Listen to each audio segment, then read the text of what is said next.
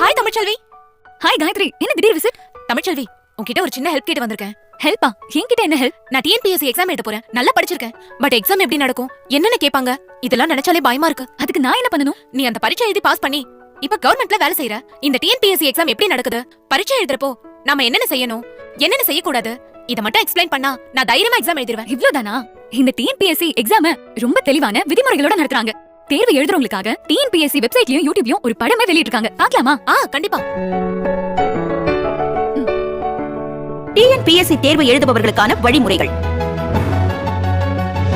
தேர்வர்கள் தேர்வு ஆரம்பிப்பதற்கு 1 மணி நேரத்திற்கு முன்னால, அதாவது கண்டிப்பா காலையில 9 மணிக்கு தேர்வு மையத்துக்கு வந்துடணும். கொரோனா போன்ற நோய் தொற்று பரவும் காலகட்டங்களில் ஹேண்ட் சானிடைசர், முகக்கவசம், சமூக இடைவெளியை கடைபிடித்தல் அவசியம். தேர்வு எழுத வருபவர்கள் ஹேண்ட் சானிடைசரை அவசியம் கொண்டு வர வேண்டும்.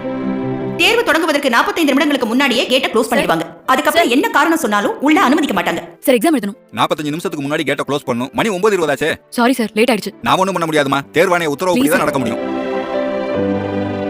ரொம்ப முக்கியமான விஷயம் காயத்ரி. ஃபர்ஸ்ட் எல்லாம் 10 மணிக்கு எக்ஸாம் ஹாலுக்கு போனா போதும். அப்படியே லேட் ஆனாலும் 10 மணி வரைக்கும் அலோவ் பண்ணுவாங்க. ஆனா இப்பலாம் அப்படி இல்ல. ஷார்ப்பா 9 மணிக்கு அங்க இருக்கணும். தேர்வு தொடங்குவதற்கு 30 நிமிடத்திற்கு முன்னாடியே தேர்வு மையத்துல இருக்கிற டிஸ்ப்ளே போர்டுல உங்களோட ரெஜிஸ்டர் நம்பரை பார்த்து அந்த ஹாலுக்கு போகணும். ஹால் டிக்கெட் மற்றும் பிளாக் பால் பாயிண்ட் பேனா மட்டும் எடுத்துக்கிட்டு நீங்க ஹாலுக்கு போகணும். தேர்வு கூடத்துக்குள்ள mobile phone, watch, laptop, calculator இந்த மாதிரி எந்த எலக்ட்ரானிக் பொருட்களையும் எடுத்துக்கிட்டு போக கூடாது.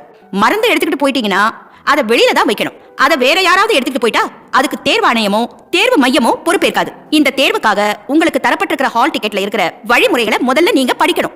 எக்ஸாம் ஹால்ல OMR விடைத்தாள் கொடுப்பாங்க. இந்த விடைத்தாள்ல 2 பக்கங்கள் இருக்கும்.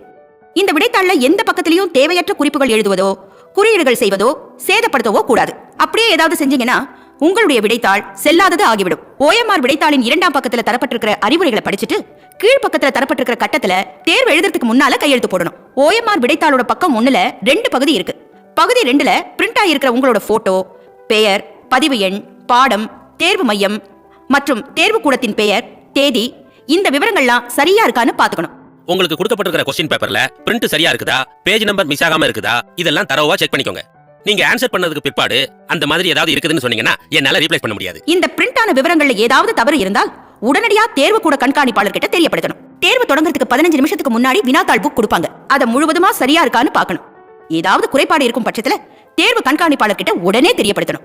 உங்களுடைய வினாத்தாள்ல உள்ள நம்பரை OMR விடைத்தாள்ல எழுதணும். நீங்க எழுதின நம்பரை அந்தந்த நம்பர் உள்ள கட்டத்துல கருப்பு மையால ஷேட் பண்ணணும்.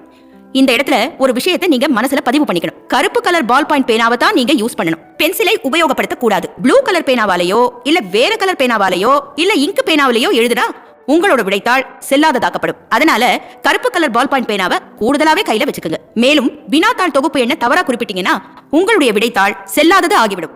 கேள்வித்தாள்ல இருக்கிற கேள்விகளையும் பதில்களையும் நல்லா படிச்சு மனசுல பதிய வச்சுக்கோங்க. அதுக்கப்புறம் OMR விடைத்தாள்ல இருக்கிற அத்தனை கேள்விகளுக்கும் தவறாம விடையளிக்க வேண்டும். நல்லா ஞாபகம் வச்சுக்கோங்க. கருப்பு நிற பால் பாயிண்ட் பேனாவை தான் பயன்படுத்தணும். நீங்க விடையளிக்கிறதுக்காக A, B, C, D, E என 5 வட்டங்கள் கொடுக்கப்பட்டிருக்கும். சரியான விடைக்குண்டான கட்டத்துல ஷேட் பண்ணணும். ஒரு குறிப்பிட்ட கேள்விக்கு விட தெரியலனா E என்ற வட்டத்தை அவசியம் ஷேட் பண்ணணும். ஏனெனில் தவறான வழிமுறைகளை தடுக்கும் விதமாகவும் நேர்மையான தேர்வர்களுக்கு எந்தவித பாதிப்பும் ஏற்பட்டு விடக்கூடாது என்ற நல்ல நோக்கத்துடன் தேர்வாணையம் இந்த முடிவினை எடுத்துள்ளது. ஒவ்வொரு கேள்விக்கு ஒரு பதில் மட்டுமே விடையாக இருக்க வேண்டும். 2 வட்டங்களில் ஷேட் பண்ண கூடாது. நீங்க வட்டத்துல ஷேட் பண்ணாம இந்த மாதிரி டிக் மார்க் பண்றதோ, இன்டு பண்றதோ, டாட் பண்றதோ, பகுதியாக ஷேட் பண்றதோ, உள்ளுக்குள்ள வட்டம் போட்டாலோ நீங்க நல்லா படிச்சிருந்து சரியான விடையாக இருந்தாலும் இந்த மாதிரி குறியீடு செஞ்சா உங்க விடைத்தாள் இன்வாலிட் ஆகிவிடும். அதனால சரியான முறையில வட்டத்தை முழுமையா ஷேட் பண்ணணும். ஒவ்வொரு கேள்விக்கும் விடை அளிக்கிறப்போ ஒரே ஒரு சரியான விடையை மட்டும் தான் நிரப்பணும். எந்த ஒரு கேள்விக்கும் வட்டத்தை நிரப்ப தவறும் பட்சத்துல உங்களது விடைத்தாள் இன்வாலிட் ஆகிவிடும். விடைத்தாளின் பக்கம் 1ல் அனைத்து கேள்விகளுக்கும் விடை அளித்த பின்னர் அந்தந்த காலத்திற்கு கீழ் எத்தனை A, எத்தனை B, எத்தனை C, எத்தனை D, எத்தனை E விடையாக குறித்து உள்ளீர்கள் என கணக்கிட்டு எழுத வேண்டும். அதன் பிறகு முதல் காலத்தில் Aயில் உள்ள எண்ணிக்கையான 17, 2ஆம் காலத்தில் Aயில் உள்ள எண்ணிக்கையான 14, 3ஆம் காலத்தில் Aயில் உள்ள எண்ணிக்கையான 16 இந்த 3ஐயும் சேர்த்து கூட்டிக் கொள்ளவும். 17 + 14 31 + 16 47. இந்த கூட்டுத்தொகையான 47ஐ பிரிவு 3Aயில் உள்ள A கட்டத்தில் நிரப்ப வேண்டும். 047 என்று நிரப்ப வேண்டும்.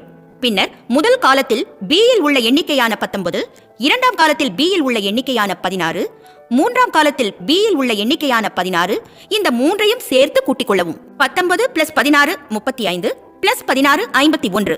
இந்த கூட்டுத்தொகையான 51ஐ பிரிவு 3A யில் உள்ள B கட்டத்தில் நிரப்ப வேண்டும். அதுபோல முறையே 3 காலங்களில் உள்ள C, 3 காலங்களில் உள்ள D, 3 காலங்களில் உள்ள E ஆகியவற்றை கூட்டிக் கொள்ளவும். பின்னர் அந்த கூட்டுத்தொகையை பகுதி 2 பிரிவு 3A யில் உள்ள CDE ஆகிய கட்டங்களில் அந்தந்த கூட்டுத்தொகையை எழுத வேண்டும். அதன் பிறகு பிரிவு 3B யில் அதற்குரிய வட்டங்களை நிரப்ப வேண்டும். இந்த A, B, C, D, E இவைகளின் கூட்டுத்தொகை, அதாவது A 47, B 51, C 52, D 39, E 11 இவைகளின் கூட்டுத்தொகை 200 என்றால் வழங்கப்பட்டுள்ள வினாத்தாளில் உள்ள வினாக்களின் எண்ணிக்கையும் சமமாக, அதாவது 200ஆக இருக்க வேண்டும். இதற்காக தேர்வு நேரத்திற்கு பின் 15 நிமிடங்கள் கூடுதலாக வழங்கப்படுகிறது. இதில் ஏதேனும் தவறு இருப்பின் 5 மதிப்பெண்கள் குறைக்கப்படும். எல்லாரும் நல்லா கவனமா டோட்டல் பண்ணுங்க. இதுல ஏதாவது மிஸ்டேக் பண்ணிட்டீங்கன்னா நீங்க எடுக்கிற மார்க்ல இருந்து 5 மார்க் உங்களுக்கு கழிச்சிருவாங்க. தேர்வு முடிந்த பின்னர் OMR விடைத்தாள் பிரிவு 4 கையெழுத்து போட வேண்டும். அனைத்து கேள்விகளுக்கான விடைகளை அளித்த பின்னர் உங்களது இடது கை பெருவிரல் ரேகை பதிவினை பகுதி 1 கீழ்ப்பக்கத்தில் உரிய இடத்தில் பதிக்கவும். ரேகையை பதிய வைத்ததும் கைகளை நன்றாக துடைத்துக் கொள்ள வேண்டும். மற்ற பகுதிகளில் மைப்பட்டுவிட்டால் உங்களுடைய விடைத்தாள் செல்லாதது ஆகிவிடும். தேர்வர்கள் கையெழுத்திட்டு இடது கை பெருவிரல் ரேகையை பதித்த பிறகு தேர்வு கூட கண்காணிப்பாளர் அதில் கையெழுத்திடுவார்.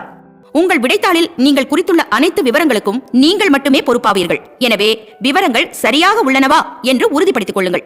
தேர்வுக்கு நன்றாக படித்து உங்களை தயார்படுத்திக் கொள்வதுடன் இந்த அறிவுரைகளையும் சரியாக பின்பற்றி தேர்வு எழுதுங்கள். நன்றி, வணக்கம். இப்போ நல்லா புரிஞ்சுதா? ரொம்ப முக்கியமான விஷயம் காயத்ரி. தேர்வாணையம் தரவரிசைப்படி தான் ஆர்டர் அனுப்புவாங்க.